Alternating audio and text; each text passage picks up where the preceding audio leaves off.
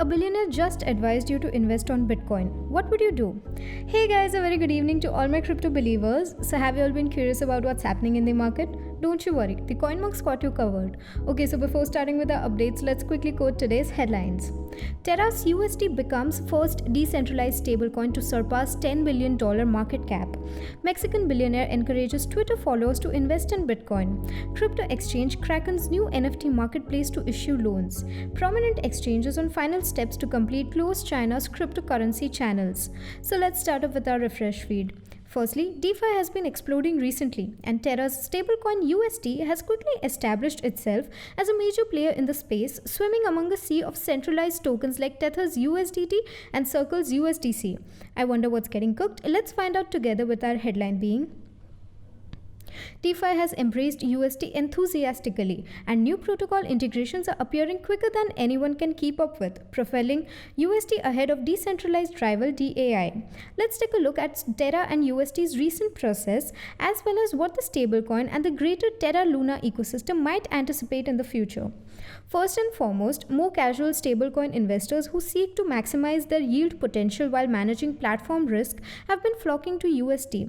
Many have turned to Terra's Anchor protocol in recent months for exactly that. Anchor has offered a consistent 19.5% continuously compounding yield on USD, whereas CeFi platforms like Celsius or BlockFi have been less aggressive in stablecoin rates. Celsius, for example, reduced its stablecoin yield rates from north of 10% to around 8.5% in December. Anchor has now become a viable option for stablecoin holders who are willing to take a moderate risk. Take a look at the increase of depositors and borrowers on the Anchor protocol platform in recent months. Anyways, moving forward with our next segment, would you guys take an advice from a billionaire? Personally, I guess I will. It would be better than being broke, right? So apparently in a Christmas Twitter post, Mexican millionaire Ricardo Salinas Pliego advised followers to eschew conventional currency and invest in Bitcoin instead. And hence our headline is: avoid fiat money, Salinas urged in a video broadcast to Twitter on December 24 in Spanish. The scenario is the same for the dollar, the euro, the yen, and the peso. It's phony money created of falsehoods on paper, and central banks are printing more money than ever before. Invest your money in Bitcoin. This isn't the first time Salinas, according to Forbes, Mexico's third richest billionaire, has pushed the usage of Bitcoin. On December 16, Salinas said that Grupo Electra, a store owned by his business Grupo Salinas, would accept Bitcoin as payment. In June, Salinas tweeted that he recommended Bitcoin and that his bank, Banco Azteca, was aiming to become the first in Mexico to accept it. But whether or not that aim is achieved remains to be seen. The next day, Mexico's central bank published a statement stating that virtual assets such as Bitcoin are not legal cash and that financial institutions are not permitted to conduct cryptocurrency transactions. So moving forward with our next segment for today, beginning in 2022, according to Jess Powell, the exchange Kraken will evolve into a marketplace for NFT and NFT-backed loans. Well, let's find out what exactly is happening with our headline being: in a recent interview with Bloomberg News, Kraken founder and CEO Jessel Powell said that the crypto exchange would create an NFT marketplace that will allow customers to borrow dollars against their NFTs. Powell stated that the business intends to join the NFT industry in early 2022 and aims to provide a function that will allow users to calculate an NFT's liquidation value and if it can be used as collateral for a loan. We want to be able to show the value of a CryptoPunk in your account if you deposit one on Kraken, Powell added, and if you want to take out a loan against it. However, the value of NFTs varies widely, and only a small minority of token owners own a digital collectible worth as much as CryptoPunk, which has a floor price of 66.9 Ether or $273,673 at the time of publishing. NFT utility, according to Powell, will surge next year.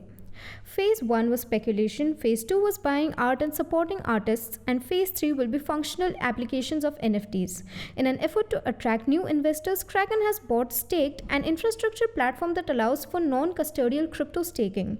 Clients of Kraken may now receive cryptocurrency incentives and income while maintaining ownership over their digital assets. So wrapping up with our final segment, so this time the news is coming from China. Binance, Huobi, and MEX, all among the major cryptocurrencies, announced this week that they will close China's fiat cryptocurrency channels on December 31 as scheduled. Changes in the market should be considered. Let's have a look at the present scenario. Hereby and Binance, the world's two largest Bitcoin exchanges, have put a halt to operations in China as Beijing tightens its grip on cryptocurrencies. Both exchanges have banned new registrations for Chinese customers, and one of them plans to terminate current accounts in order to comply with the country's new cryptocurrency ban. Hereby Global, which was created in 2013 and has offices in Singapore, South Korea, the United States, and other countries, said over the weekend that it would no longer accept new customers from mainland China. To safeguard the safety of its consumers' funds, the exchange will gradually terminate existing accounts in China by the end of 2021. Both exchanges have barred traders from using cell phone numbers from mainland China. Hong Kong customers can still sign up for new accounts on both exchanges, but mainland China is no longer a possibility for new registrations. Hereby has also stated that existing accounts will be closed at the end of the year. Without commenting on the mobile registration action, a Binance spokeswoman stated the business does not conduct exchange activities in China and restricts Chinese IPs. In an email, a spokesman for Binance said Binance takes its compliance obligations extremely seriously and is dedicated to fulfilling local regulator standards wherever we cooperate. Hereby has announced that people who do not withdraw cryptocurrencies would be paid management fees in order to completely eliminate Chinese clients. The Chinese yuan will no longer be used as a fiat currency by Binance. Furthermore, Binance's services will no longer be available to Chinese traders. Bitmain said earlier in October that it will no longer be supplying Bitcoin mining equipment to China. With this shift, Chinese users' already limited options would become much more limited. So we would now wind up with the assessment for today evening and meet you all tomorrow with even more interesting stuff. Until then, you may consider joining our Telegram channel for free crypto signals. Visit our blog linked below for guides, reviews, and tutorials, and subscribe to the channel and get daily updates about the crypto market. Lastly, with this little favor of Coinmonks, we hope you stay updated. Thanks for watching and have a nice day ahead.